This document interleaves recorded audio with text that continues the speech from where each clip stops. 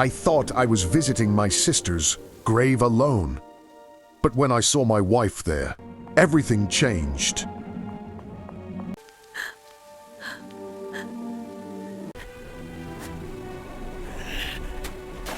Chapter 1. The grave that should have been silent. The cemetery was quiet that evening. A cold wind moved through the tall trees, carrying the faint smell of rain.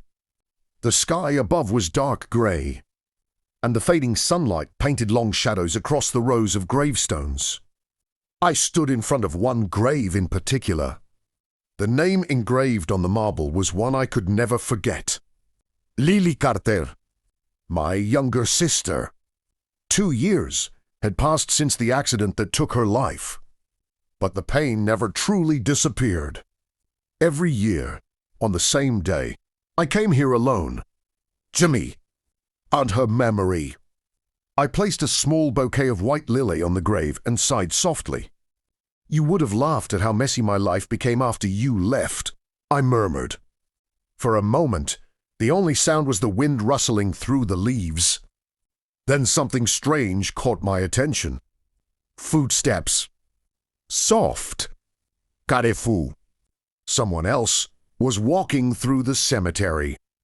That wasn't unusual.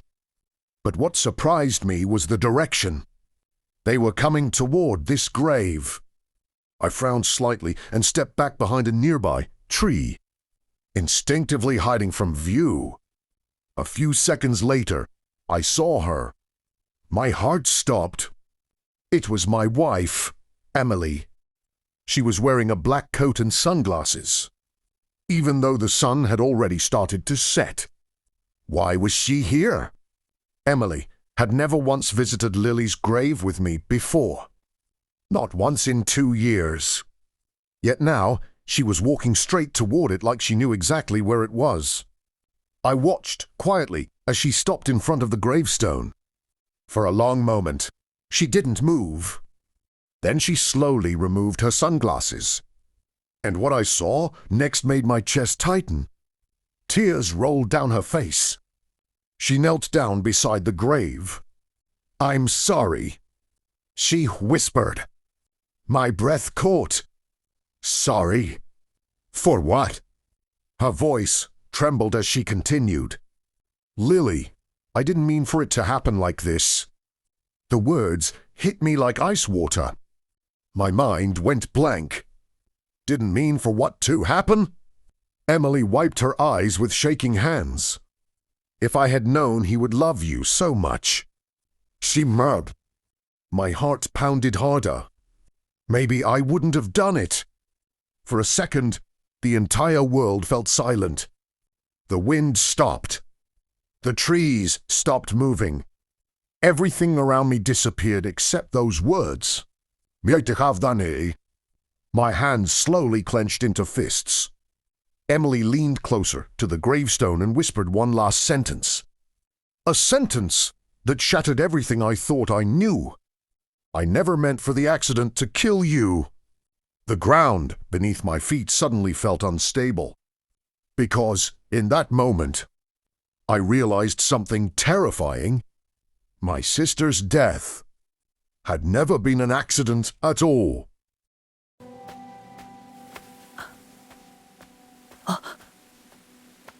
Chapter 2. The Truth I Was Never Meant to Hear. My heart pounded so loudly I was afraid Emily might hear it. I stood frozen behind the tree, barely breathing as she knelt in front of Lily's grave. I never meant for the accident to kill you. Her words echoed in my mind like a broken record. For 2 years, I had believed my sister died in a tragic car accident. A rainy night. A slippery road. A truck that lost control. That was the official story. But now, Emily had just confessed something that changed everything. My hands trembled slightly as I slowly pulled my phone out of my pocket. If what she was saying was real, I needed proof. I quietly opened the camera and began recording. Emily still hadn't noticed me. She wiped her tears and stared at the gravestone. You shouldn't hate me, she whispered softly. Her voice sounded strangely calm now. I didn't plan it like that. My stomach twisted. Didn't plan it. Emily lowered her head. I just wanted you gone, she continued quietly. Ryan cared about you more than anyone. My mind went blank again. More than anyone? Of course I loved my sister. But Emily had always said she admired how close we were. Was that a lie too? Emily's fingers brushed against the cold stone of the grave. You were always in the way, she murmured. If you hadn't been there, everything would have been perfect. The cold wind blew harder across the cemetery, but I barely felt it, because the truth forming in front of me was far colder. Emily wasn't just involved in the accident. She had wanted Lily gone. My hands clenched tightly around the phone. For a moment, rage burned through my chest so strongly that I almost stepped out from behind the tree. But I forced myself to stay still. If I confronted her now, she would deny everything, and I would lose my only proof. Emily stood up slowly. I guess it doesn't matter anymore, she said quietly. Ryan will never know the truth. She looked down at the grave one last time. And as long as he loves me, everything will stay buried. Those words made something inside me snap. Love her. The woman who murdered my sister. Emily turned and began walking away from the grave. Her footsteps faded slowly as she left the cemetery. I didn't move until she disappeared completely. Only then did I step out from behind the tree. The cold air hit my face. My phone was still recording. The confession was there. Very wordy. I walked toward Lily's grave and stood there silently for a long moment. Then I spoke softly. I promise you something, Lily. The wind rustled through the trees again. I won't let her get away with this. My voice hardened. She destroyed our family. I stared at the direction Emily had walked. And for the first time since we got married, I looked at my wife not with love, but with the calm determination of someone preparing to destroy an enemy. Emily thought her secret was safe, but she had just made one fatal mistake. She had confessed. Now, her entire world was about to collapse. Chapter 3, The Accident That Wasn't an Accident. That night, I didn't go home immediately. Instead, I sat in my car outside the cemetery, staring at the video on my phone. Emily's voice echoed through the speakers again. I just wanted you gone. I never meant for the accident to kill you. Each word felt like a knife twisting deeper in my chest. For 2 years, I had mourned my sister. For 2 years, I had believed fate had taken her away. But now I knew the truth. Someone had caused that accident, and that someone was my wife. I took a slow breath and started the car. Emily couldn't know that I had heard her confession. Not yet. If I wanted to uncover everything, I had to act like nothing had changed. When I arrived home, the lights were already on. Emily was sitting on the couch, scrolling through her phone. She looked up when I walked in. "Oh, you're back," she said casually. Her voice sounded exactly the same as always. Warm. Familiar. Completely normal. As if she hadn't just confessed to destroying Miley. I forced myself to smile. "Yeah," I said calmly. She stood up and walked over. "Where were you?" I tried calling earlier. I shrugged slightly. Rachi. Emily studied my face for a moment. She nodded. "All right," she said. "If you're hungry, I ordered dinner." I looked at her quietly. For the first time since we met, I saw her differently. Not as my wife, but as someone wearing a mask. That night, after she went to sleep, I sat in my office and opened my laptop. It was time to revisit the accident report. The official file appeared on the screen. Cause of accident: loss of vehicle control due to rain.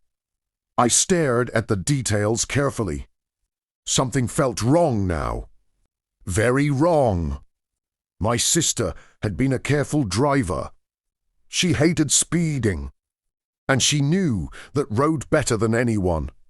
So, how had she suddenly lost control? I kept reading. Then one small detail caught my attention. A line I had ignored 2 years ago. Brake system failure suspected but not confirmed. My heart skipped.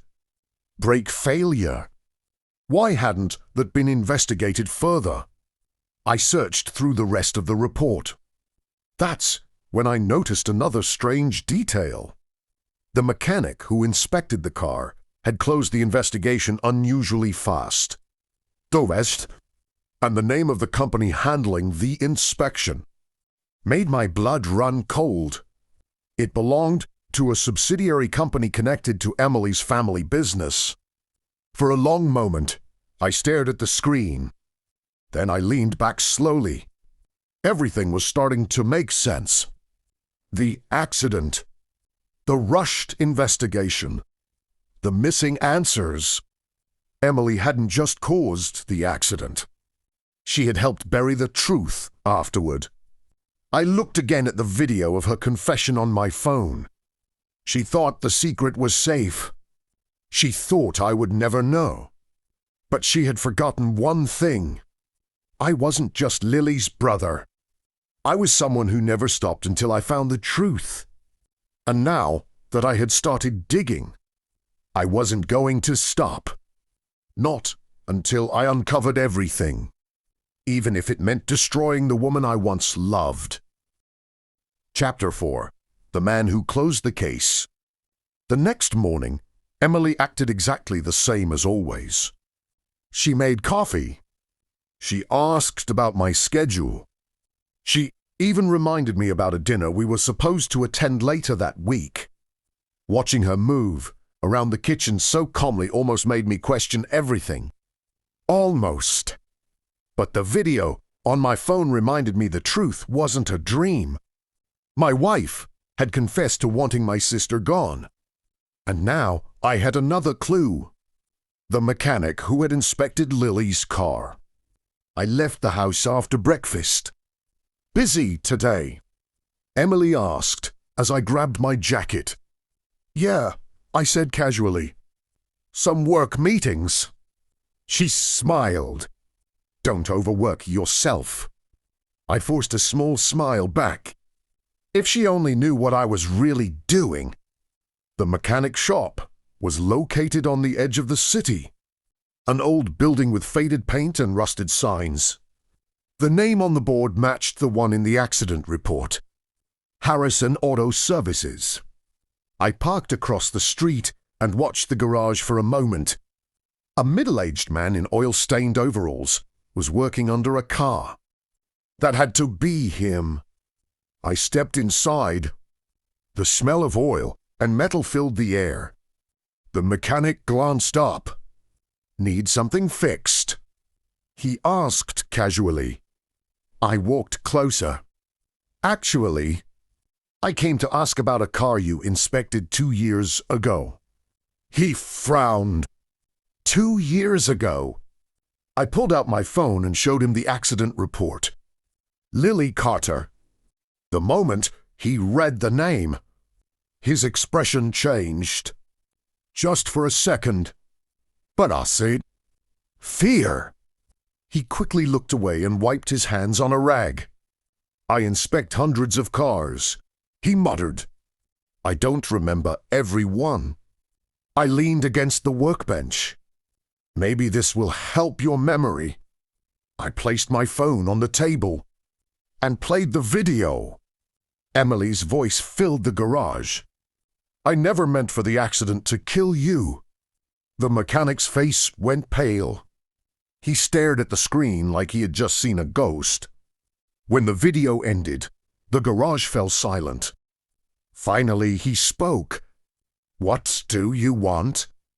he asked quietly. The casual attitude from earlier had completely disappeared. "I want the truth," I replied. He shook his head immediately. "You should leave." "Did the brakes fail on my sister's car?" I asked. He didn't answer. Instead, he turned away and started organizing tools nervously. That silence was enough. I stepped closer. "Someone paid you to close the investigation," I said. His hands stopped moving. "I don't know what you're talking about," he muttered. I pressed play on the video again. Emily's confession echoed through the garage once more. "You know exactly what I'm talking about." The mechanic finally turned around. His face looked exhausted now, like a man who had been carrying a secret for too long. "You don't understand," he said quietly. "Your wife didn't come alone." My eyes narrowed. "What do you mean?" He tated. Then he said something that made my blood run cold. "She came with a man." The garage suddenly felt colder. A very powerful man.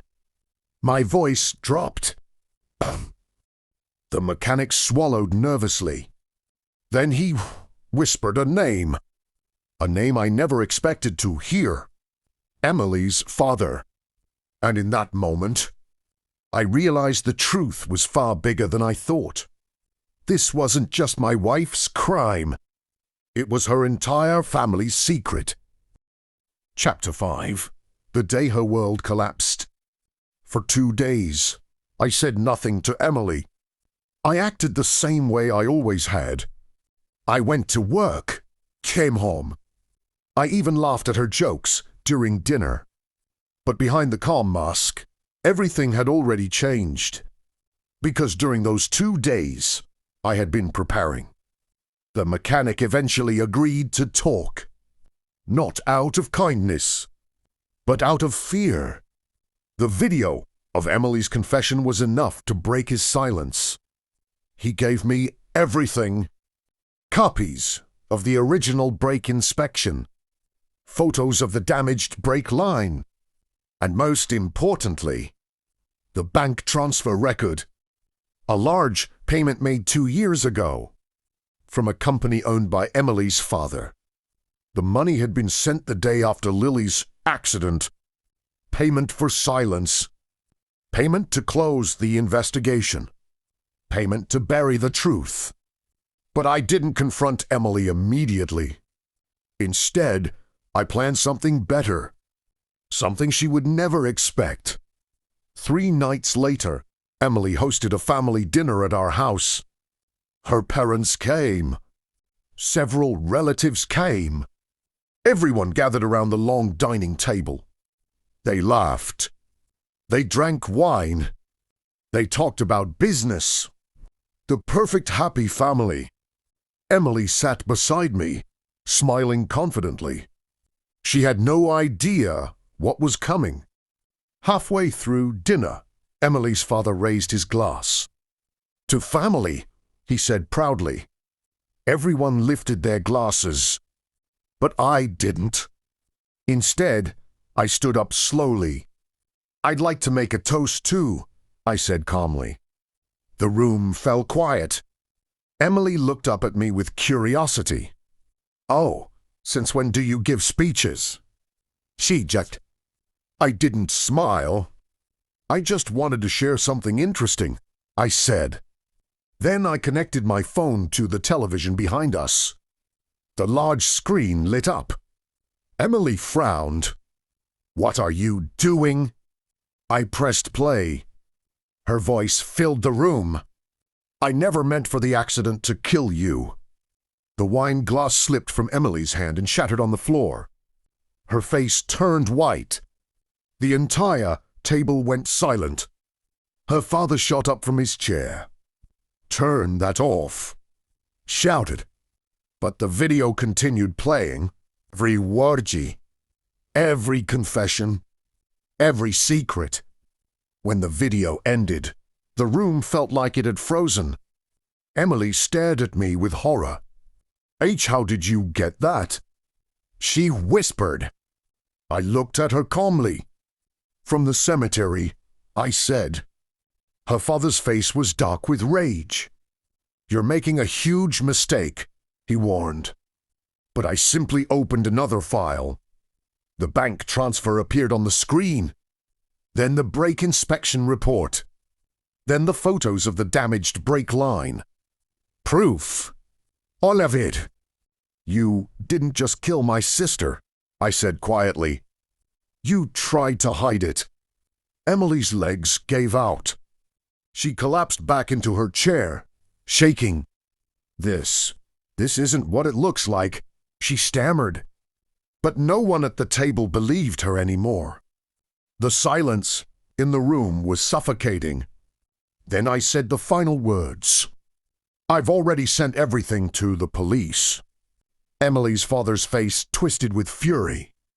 Emily burst into tears. But I felt nothing. Not anger. Sadness. Just a cold sense of closure. Because in that moment, the people who destroyed my sister's life were finally watching their own world collapse.